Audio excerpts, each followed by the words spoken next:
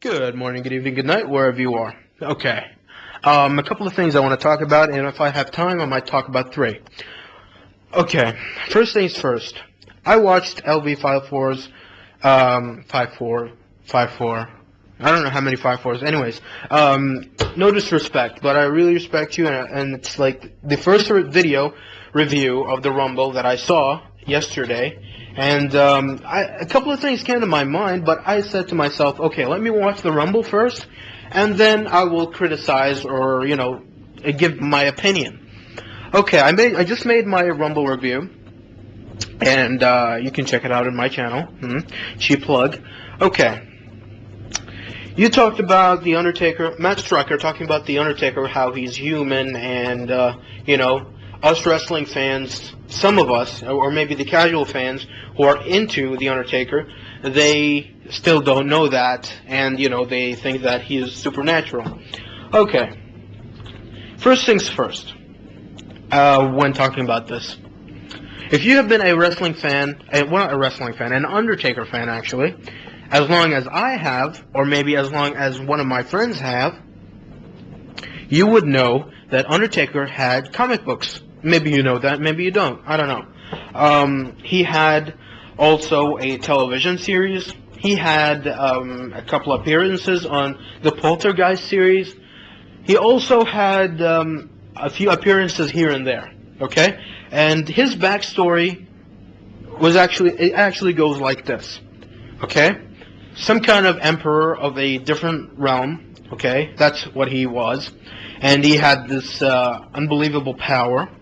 And whenever he fights with someone, they get into the ring and they fight against each other, whether against his brother Kane or against Mankind or, Paul Bearer or whatever. It's always in a ring. Now, when he gets into the ring, he loses all his powers. And in the ring, it's all Mortal Kombat, So here, that's his deal. So Matt Striker didn't actually do did a mistake or botch or ruin Undertaker's image, because in the ring he's actually human technically. So that's his deal. I mean, he didn't do anything wrong. Jerry Lawler and this is really what I hate about WWE commentators at times, is when they act really stupid. I mean, wow, I never, by God, never, I swear to God, never in my life I've seen Batista get off the top rope. How many times have you heard that? Like 10,000 times for Michael Cole, right? And he's going to unfamiliar territory, going off the top rope. He talked about John Cena doing that, and he did 7,000 leg drops and cross bodies off the top rope. He's talked about The Undertaker, never bleeding before, while The Undertaker actually bled a lot. Remember Hell in a Cell from No Mercy 2002? Remember that? Remember Unforgiven 2002? Remember Judgment Day 2001? I can name matches that Undertaker has been in where he bled profusely, really bled, and I can't remember. I don't know why Jerry Lawler actually says that Undertaker has never bled. I don't believe that I've ever seen the Undertaker bleed, and I thought that his blood would be different. What the hell are you smoking? CM Punk, talk to this guy, please. Shave his head. Maybe he'll see the light. Okay? I really hate when Jerry Lawler does stuff like this. Ooh, what the hell? What is he gonna do? Oh my God. I hate when they're cheesy and corny and fucking obnoxious. I mean, I know it's PG, but Sesame Street is fucking more adult-rated than that. But enough of that. That's all I gotta say about The Undertaker. And LV5454, I respect you, and check out his videos. My fans, check out his videos. All you 11 subscribers, check out his videos. Maybe you'll like him, maybe you won't. I don't know. Yeah. There's a plug for you, LV. Alright, another thing. Sheamus. Sheamus as champion. People have been griping and moaning and pissing and being angry at the fact that Sheamus is champion. Why is he champion? Why is he like this, like that? Okay, I'm not going to talk about Brock Lesnar because Brock Lesnar had a better build. And I'm not saying that his build was good. I think it was decent, but it should have been longer. That is why he left WWE, because there was nothing else to accomplish. And it still was a 1,000 times better than Sheamus, because Sheamus had no build. Okay, let me tell you this. First things first, Sheamus. Remember a guy named Honky Tonk Man? Remember that guy? Okay? No one knew him before he became the Honky Tonk Man. Honky Tonk Man was his most famous persona, and people didn't quite know who he was. So every time he faced someone, Jake the Snake Roberts, Randy Macho Man Savage, Ultimate Warrior, etc., etc., they'd think that he'd lose his title. That's the unpredictability factor that we have been crying out for the past 5 years. We wanted unpredictability back. Now you got Sheamus, a guy who has no build, okay? He has the title right now, and every time he faces one of those top stars, whether it's Randy Orton, John Cena, etc., well, that's the only guys he has faced so far. And when he faced guys in ECW, you'd think that he's going to lose this match. But he didn't.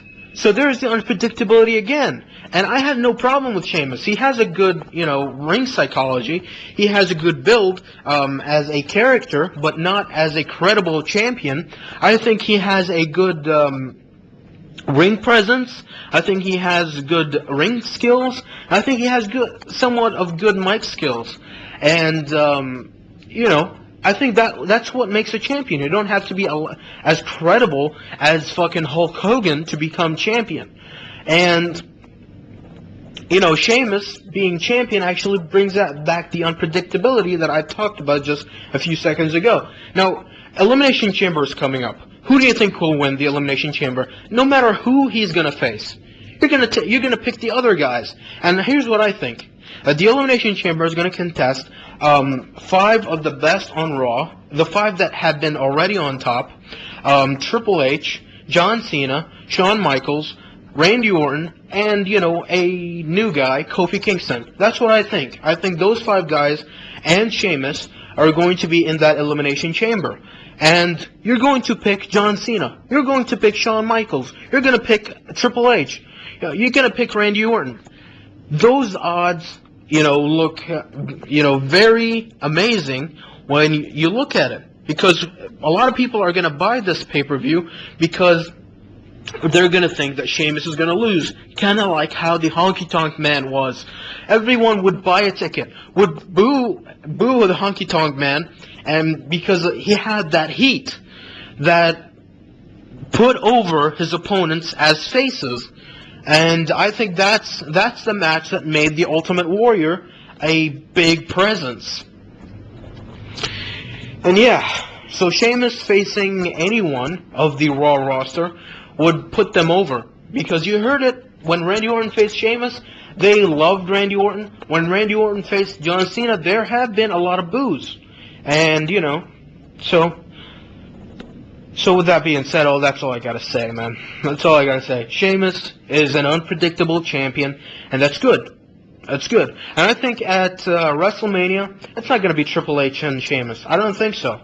I think Sheamus is going to face Kofi Kingston, John Cena, or Shawn Michaels. One of these guys. I don't think he's gonna face Triple H. I think Triple H is gonna face someone else too.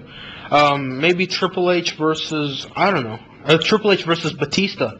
Maybe that. Maybe Triple H versus CM Punk. Maybe that will happen. Maybe it's CM Punk and Batista versus DX. Who knows? I really think Shawn Michaels is going to fight Batista at WrestleMania. Maybe that's going to happen. They're going to have the same build as Kurt Angle versus Shawn Michaels from 2005, WrestleMania 21. Maybe that's going to happen. That'd be good. That could be good. Because, lazy Batista never shows up when Batista faces a big superstar like Shawn Michaels, Triple H, Undertaker, John Cena. So that could be good. Maybe Batista will be motivated enough for WrestleMania. I don't know. But, that's all I gotta say. So thank you for listening, and please rate, comment, favorite, and if you haven't subscribed, and check out LV5454. Thank you. Good night. Bye.